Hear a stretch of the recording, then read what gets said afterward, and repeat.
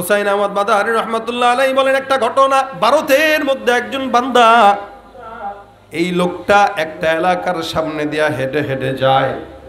ওই এলাকায় একজন লোকের ইন্তেকাল হয়ে গেছে, কিন্তু এলাকার মধ্যে এমন একজন মানুষ ছিল না যে মানুষটা জানাজার নামাজ পড়াবে। এক সময় গ্রাম দেশে এমন ছিল, এক গ্রামের মধ্যে একটা আলেমও নাই, পাশের বাড়ির এলাকা থেকে দাওয়াত দিয়ে জানাজার নামাজ পড়ানোর জন্য আনা লাগতো। ঠিক কিনা জোরে কন? এখন না ঘরে ঘরে আলেম, এক সময় তো এমন ছিল না। এলাকার মধ্যে এমন একজন বান্দা নাই যে বান্দাটা সুন্দর করে জানাজার নামাজ পড়াইতে পারবে। সকালবেলা একজন লোক সামনে দিয়ে হেঁটে যায়, ওই লোকটাকে দেখে ডাক দিয়ে বলো, ও ভাই, আমাদের এলাকায় একজন লোক জমিন থেকে বিদায় হয়ে গেছে, আল্লাহর রাস্তায় তুমি আমাদের লোকটার জানাজার নামাজ পড়ায় দাও। আল্লাহর বান্দা বলে, আমার ব্যস্ততা, অফিসের মধ্যে যাই, কর্মস্থলে যাই, আমি জানাজার নামাজ পড়ানোর মতো সময় আমার কাছে নাই।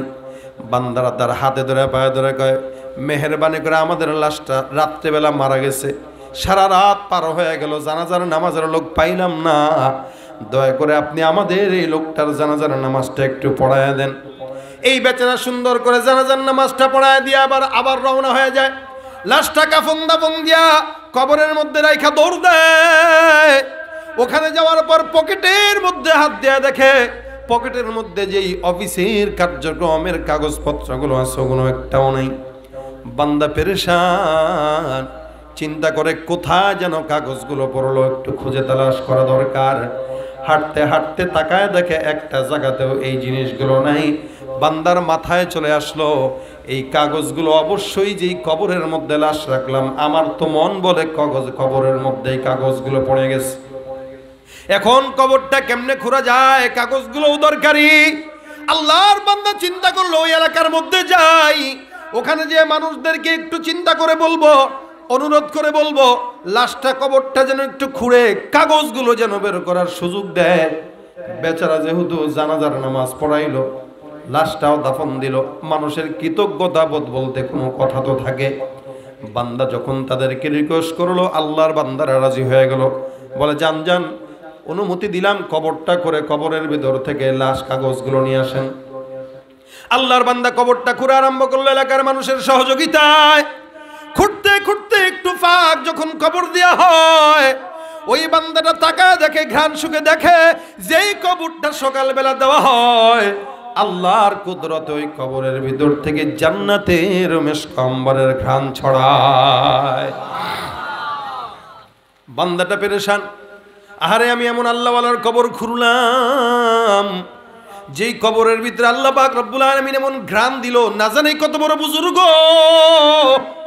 কবরের লাশটা একটা পাশ দিয়ে ফাঁকা করে তাকায় দেখে, কবরের ভিতরে আল্লাহ পাক রব্বুল আলামিন যেই জায়গাটায় কাগজটা পড়ে আছে, তাকায় দেখে সুন্দর করে জান্নাতি ফুল দ্বারা কবরের বিছানা বিছানো।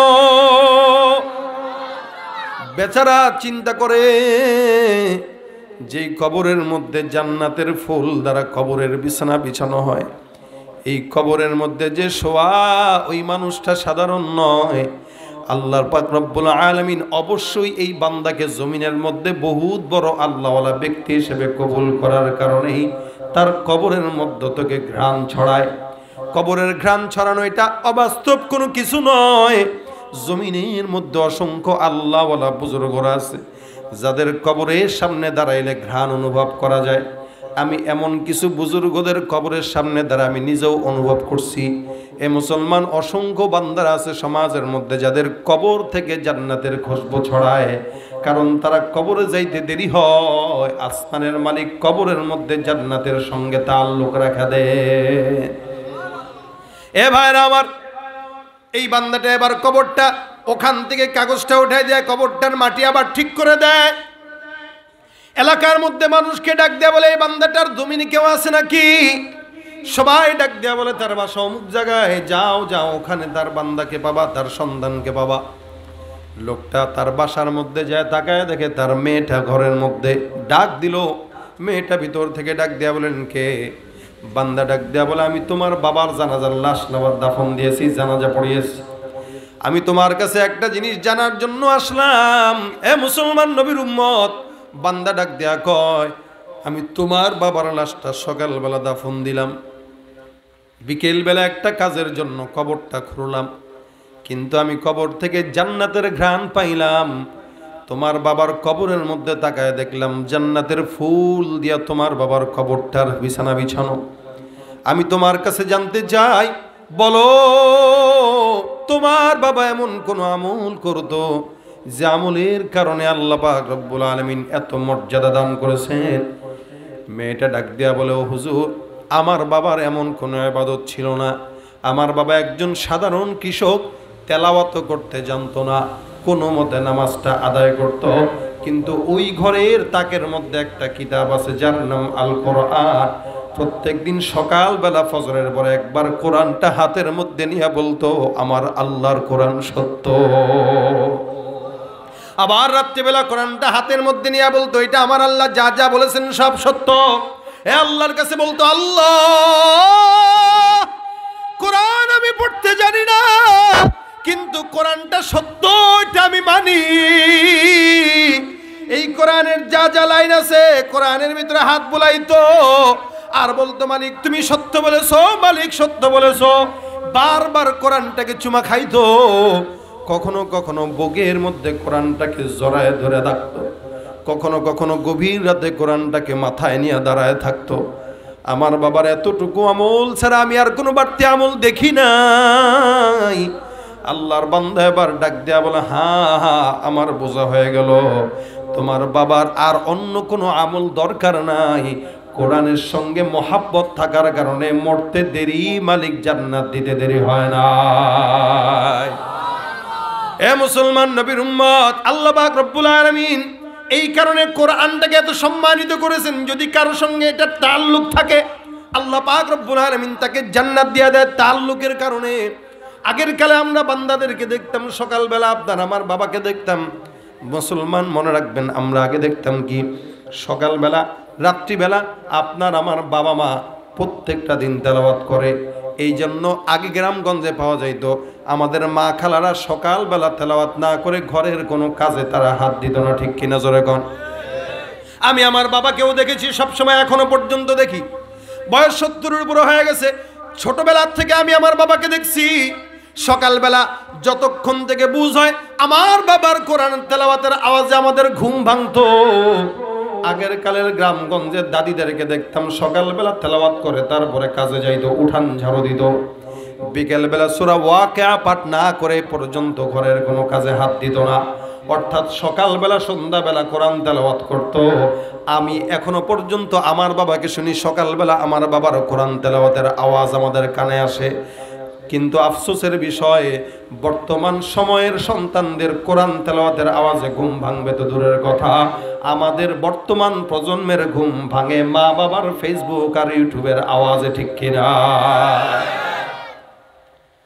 সকালবেলা মায়ের বাচ্চা ঘুম থেকে উঠেই তাকায় দেখে মা ইউটিউবে ভিডিও দেখতেছে, গানের আওয়াজ সন্তানের কানে যায়, তো সন্তান মুনাফিক হবে না তো কি হবে বলেন?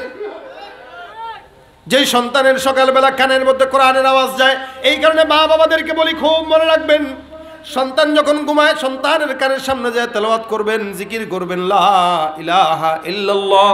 এখনো পর্যন্ত আমার দিলের মধ্যে একটা সুর বসা আছে। আমার মা আমারে ঘুম পাড়াইতো, অথবা আমি কখন ঘুমের থেকে উঠে যখন দেখতাম মা বিছানার মধ্যে আছে, মা দেখতাম জিকির করতে, সুবহানাল্লাহ, আলহামদুলিল্লাহ, লা ইলাহা ইল্লাল্লাহ।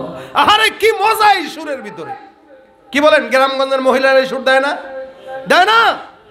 আমাদের মারা আমাদেরকে এই সুর দিয়া দিয়া ঘুম পাড়াইতো। আল্লাহর কসম, আমাদের মায়ের দোয়ার কারণে আমরা আলেম হইছি। বর্তমান সময়েও বাবারা মাদ্রাসায় দেয়, কিন্তু একদিনও আল্লাহর কাছে তাহাজ্জুদ পড়ে দোয়া করেন, আল্লাহ আমার সন্তানকে আলেম বানাও। মা বাবা সন্তানকে মাদ্রাসায় দেয়, বাবা নামাজ পড়ে না, সন্তান নামাজ না পড়লে কয়, কিরে তোর না মাদ্রাসায় দিছি, তুই নামাজ পড়স না কে? কিন্তু বাবা নিজে নামাজ পড়ে না, সন্তান নামাজ পড়বে এটা আশা করে। শুধুমাত্র সন্তানকে মাদ্রাসায় দিলে সন্তান আলেম হতে পারে না। অনেক বাচ্চারা আছে, আমরা নিজেরাও যখন মাদ্রাসায় পড়ছি অসংখ্য বান্দাকে দেখছি, অসংখ্য বান্দার অসংখ্য বাচ্চারা আমাদের সাথে হেফজোখানায় পড়ছে, কিন্তু এখন হেল্পারগিরি করে, এখন বাজার দোকান ঘাটে চাকরি করে। কিন্তু আল্লাহ পাক রহমতে আল্লাহ পাক আপনাদের সামনে কোরআনের কথা বলার মতো যোগ্যতা দিয়েছেন, আলহামদুলিল্লাহ। এটা কেন জানেন? কারণ আমি যখন দেখছি রাত্রেবেলা উঠছি, আমার বাবাকে দেখছি তাহাজ্জুদ নামাজ পড়ে দোয়া করতে। আপনি সন্তানকে মাদ্রাসায় দিলেই হয় না, গার্জিয়ানেরও কাজ আছে। সন্তানকে মাদ্রাসায় দিয়া আল্লাহর কাছে দোয়া করবেন, আল্লাহ আমার সন্তানকে জামানার ওলি বানায় দাও, আলেম রাব্বানি হিসেবে কবুল করো। সন্তানের জন্য দোয়া করবেন, আপনার দোয়ার বরকতে আপনার সন্তানের সিনার মধ্যে আল্লাহ পাক কোরআন ঢোকায় দিবে। এই জন্য ভাইরা আমার, কোরআনের সম্মানের কারণে, কোরআনের আজমতের কারণে আল্লাহ পাক বান্দাকে জান্নাত দেয়। একজন হাফেজে কোরআনকে যে হাফেজ বানাইছে তার লস নাই। আমি আমার সন্তানের হেফজোখানায় পড়ে, আমি নিজেও যদি হাফেজ, আজ থেকে প্রায় এত বছর হয়ে গেল হাফেজে কোরআন আমার সন্তানকেও হাফেজ বানাই দিছি। ইনশাআল্লাহ যদি আল্লাহ পাক আমার জান্নাত দেয়, আমার সন্তানকেও যদি জান্নাত দেয়, আমিও জান্নাতে নূরের টুপি পাবো আমার সন্তান হাফেজ হওয়ার কারণে। সুবহানাল্লাহ কয় না? যাদের সন্তানরা হাফেজে কোরআন, আল্লাহর হাবিব বলেন সন্তানকেও তো আল্লাহ সম্মানিত করবে, এমনকি সন্তানের বাবাদেরকেও নূরের টুপি পরায় দিবে। সুবহানাল্লাহ। এই ডাক্তারের মাথার মধ্যে আল্লাহ পাক নূরের টুপি পরাবে। আপনারা এখানে যারা আছেন, যাদের সন্তান হেফজখানায় পড়ে, সন্তানগুলো একটা একটা করে আয়াত পড়বে। রাসূল বলেন কিয়ামতের ময়দানে জান্নাতে যাওয়ার পর আল্লাহ পাক বান্দাকে বলবে, বান্দা হাফেজ একটা করে আয়াত পড়ো আর একতলা জান্নাতে উঠো। দুনিয়ার জমিনে 5 তলা 8 তলা 10 তলা বিল্ডিং বানায় আমরা বিশাল আল্লাহর জমিনের মানুষের সামনে অহংকার করি। আপনার সন্তানটা জান্নাতের মধ্যে যখন যাবে, আলহামদুলিল্লাহি রাব্বিল আলামিন থেকে তেলাওয়াত শুরু করবে, মালিকিন নাস ইলাহিন নাস মিন শাররিল ওয়াসওয়াসিল খান্নাস আল্লাযী ইউওয়াসউইসু ফি সুদুরিন নাস মিনাল জিন্নাতি ওয়ান নাস। এই পর্যন্ত পড়ে পড়ে একটা করে আয়াত করবে আর একটা তালা করে জান্নাতে তার বিল্ডিং এ উঠবে। সুবহানাল্লাহ। আপনি আপনার সন্তানের বিল্ডিং এ যায় কবেন, বাবা রে একটু আমার ঘুরতে নেস না, তোর বিল্ডিংটা একটু দেখা না। কত বড় বিল্ডিং, ওরে বাপ রে বাপ, ৬০০০ তালার উপরে। সুবহানাল্লাহ। এত বড় বিল্ডিং জমিনে কোনোদিন কল্পনাও করছেন? বিশ্বের সবচাইতে বড় টাওয়ার বুর্জ খলিফা অথবা অন্যান্য যে বিল্ডিং আছে ১৬৫ তালা, এতটুকুই ফকির নির্জাত ১৬৫ তালা করে থেমে গেছে, আর পারে না। কিন্তু জান্নাতে আল্লাহ পাক হাফেজে কোরআনকে সর্বোচ্চ জান্নাতের টাওয়ারের ভিতরে তাকে অবস্থান দিবে, মালিক বানায় দিবে। সুবহানাল্লাহ। এই জন্য হাফেজদের কোনো লস নাই, হাফেজে কোরআনের বাবাদের কোনো লস নাই। এই জন্য কোরআনের শিক্ষা করা ফরজ। কোরআন শিখবেন, লস নাই, কোরআন শিখলেই লাভ। এখানে যারা আছেন মাদ্রাসায় পড়েন না কিন্তু কোরআনও পারেন না, নিয়ত করেন কোরআন শিখবেন। কেন? বলে কোরআন তেলাওয়াতের দ্বারা ফায়দা হলো 3টা। কয়টা? 1 নাম্বার, কোনো ব্যক্তি যদি কোরআন তেলাওয়াত করে, বুঝে পড়ুক না বুঝে পড়ুক, আল্লাহ পাক রব্বুল আলামিন ওই বান্দাকে প্রত্যেকটা অক্ষরের বিনিময়ে 10টা করে সওয়াব দান করবেন। 1 নাম্বার ফায়দা, কোরআন তেলাওয়াতকারীর 10টা করে সওয়াব। কথা কয় না? কয়টা করে সওয়াব? বুঝে পড়লেও না বুঝেও পড়লেও 10টা করে সওয়াব। 2 নাম্বার, কেউ যদি তেলাওয়াত করে, তেলাওয়াতের মাধ্যমে আল্লাহ পাক বান্দার সঙ্গে আল্লাহর তাআল্লুক হয়ে যায়। তেলাওয়াতের মাধ্যমে আল্লাহর সঙ্গে বান্দার সম্পর্ক তৈয়ার হয়ে যায়। 3 নাম্বার, কোন বান্দা যদি তেলাওয়াত করে, আল্লাহ পাক রব্বুল আলামিন ওই বান্দার অন্তরের কালো দাগগুলো দূর করে দেয়। সুবহানাল্লাহ। এই যে মিথ্যা কথা বলি, গুনাহ করি, এক একটা গুনার দ্বারা বান্দার অন্তরে কালো দাগ লেগে যায়। কোন ইমানদার বান্দা যখন কোরআন তেলাওয়াত বেশি বেশি করে, আল্লাহ পাক রব্বুল আলামিন তেলাওয়াতের মাধ্যমে বান্দার অন্তরের কালো দাগগুলো সমস্ত দূর করে দেয়। সুবহানাল্লাহ। সামনে আসতেছে তেলাওয়াতের মাস, কোরআনের মাস, মাহে রমজান। এই জন্য আল্লাহ নবী শিখাই দিয়েছেন দোয়া। আল্লাহ নবী দোয়া করছেন কিসের জন্য জানেন? আল্লাহুম্মা বারিক লানা ফি রজব ওয়া শাবান ওয়া বাল্লিগনা রমাদান। নবী হায়াত চাইছেন রমজান পাওয়ার জন্য, আর আমরা হায়াত চাই কি জানেননি? নবী চাইছেন হায়াত চাও, হায়াত চাও কেন? রমজান পাওয়ার জন্য। আর আমাদের হায়াত, আল্লাহ গো পাশের জায়গা আছে 5 শতক, ইস এই জায়গাটা যদি নিতে পারতাম গো, মরলেও শান্তি পাইতাম, কোনো কষ্ট নেই। নাতি একটা আছে, নাতিটারও যদি বিয়া দিতে পারতাম জিন্দগি তার কোনো দুঃখই ছিল না, কষ্ট নাই, মনেও শান্তি পাইতাম।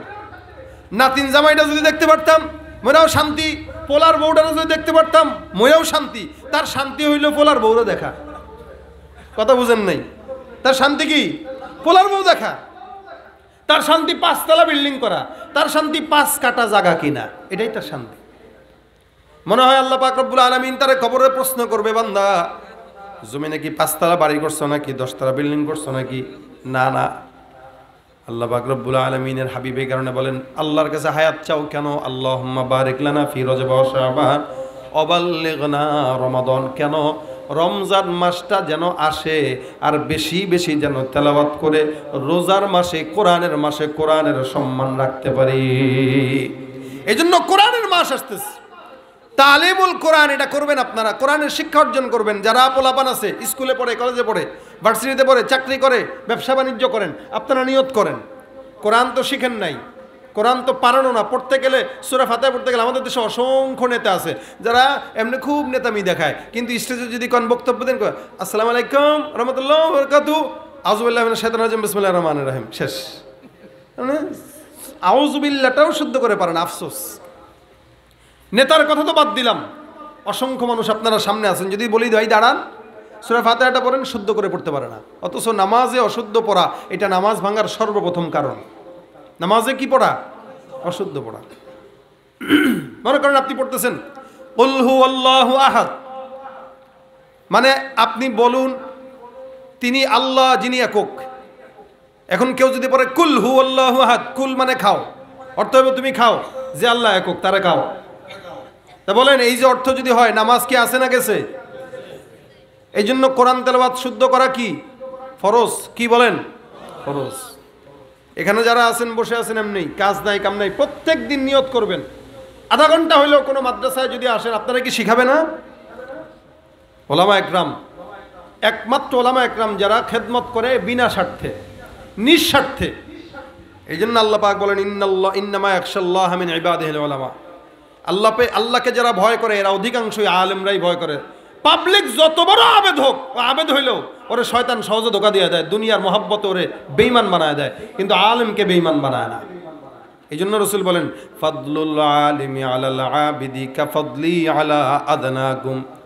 জমিনে যত বড় বুজুর্গ হোক, যদি আবেদ হয় আলেম না হয়, ওই 1000 আবেদের চাইতেও একজন আলেমের দাম আল্লাহর কাছে বেশি। সুবহানাল্লাহ।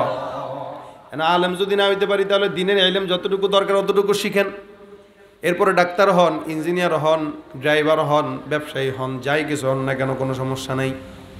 রমজান আসতেছে, নিয়ত করেন রমজান মাসটা আসলে সুন্দর করে তেলাওয়াত শিখব আর বেশি বেশি তেলাওয়াত করব। কারণ রমজানে 1 খতম যদি কেউ দেয় 70 থেকে 700 খতম দেওয়ার সওয়াব আল্লাহ আমলনামায় লিখে দিবেন। এখন থেকে তৈরি হন, কোরআন তেলাওয়াত করব তো ইনশাআল্লাহ। ঘরের ভিতরে কোরআন রেখে দিয়েছেন, কোরআনে ধুলা বালি জমে শেষ, ময়লা ধরার সুযোগ নেই, সারা বছর ব্যস্ততা তো অনেক। এই জন্য ঘরের কোরআনটাও আপনার জন্য বদদোয়া দেয়। কোরআন যদি তেলাওয়াত করেন, নিয়ত করেন শিখবেন, তাহলে কোরআন আপনার জন্য সাফায়াতকারী হয়ে যাবে। আল্লাহর কাছে বলবে আল্লাহ এই লোকটা আমারে মর্যাদা দিছে, তুমিও তারে মর্যাদা দাও। আল্লাহ বলবেন কোরআন যেহেতু তোর ব্যাপারে সুপারিশ করছে, যা তোর জন্য জান্নাত ওয়াজিব হয়ে গেছে। শুধু তাই না, কেউ যদি বাচ্চাকে হাফেজে কোরআন বানায়, নবী করিম সাল্লাল্লাহু আলাইহি ওয়াসাল্লাম বলেন একটা হাফেজে কোরআন এমন 10 জনকে জান্নাতে নিতে পারে, যেই 10 জনের উপরে জাহান্নাম ওয়াজিব ছিল। এমন 10 জনকে হাফেজে কোরআন আল্লাহর কাছে সুপারিশ করে করে জান্নাতে নিয়ে যায়। আপনার সন্তান, আপনি যদি কোনো সন্তানকে এখানে টাকা দিয়ে পড়ান যে আমি একটা সন্তানকে হাফেজ বানাবো, এই ছেলেটা হাফেজ হোক, ওর হাফেজ হইতে যত কিছু দরকার আমি দেবো। 3 বছরে হাফেজ হয়ে গেল, কত টাকার খরচ হবে? 1 লাখ টাকা খরচ হবে। এই 1 লাখ টাকার উসিলায় আপনার সন্তান আপনার জন্য দোয়া না করলেও আরেকজনের সন্তান হাফেজ বানানোর কারণে সে দোয়া করবে। এমনকি এই বাচ্চাটা আপনাকে সুপারিশ করে নিশ্চিত জান্নাতে নিয়ে যাবে। এই জন্য নিজে শিখব, অন্যকেও শিখাবো। রাজি আছি? কথা কয় না, রাজি আছি? রাসূল বলেন দুনিয়াতে আল্লাহ পাক যাকে পছন্দ করেন, মাই ইউরিদিল্লাহু বিহি খায়রান ইউফাক্কিহু ফিদ্দীন। আল্লাহ দ্বীনের জ্ঞান সবাইকে দেন না, যার কল্যাণ আল্লাহ পাক চান তাকে আল্লাহ পাক দ্বীনের জ্ঞান দান করেন। অন্যথায় দ্বীনের জ্ঞান অর্জন করা এত সোজা না, এটা মারাত্মক কঠিন। এই জন্য আপনার সন্তানকে আপনি না বানাইতে পারলেও অন্য একটা সন্তানকে বানান।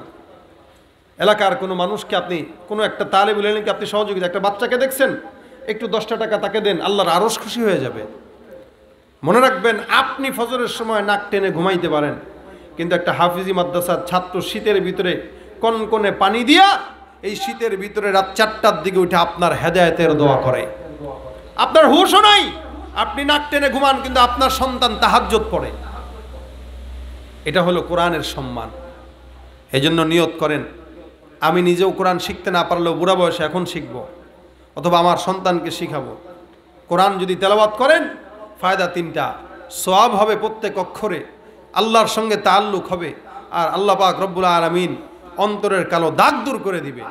এই 3টা ফায়দাকে নিয়া, বুকে নিয়া কোরআন তেলাওয়াতের অভ্যাস আমাদের ভিতরে গড়ব তো ইনশাআল্লাহ। জোরে বলেন না।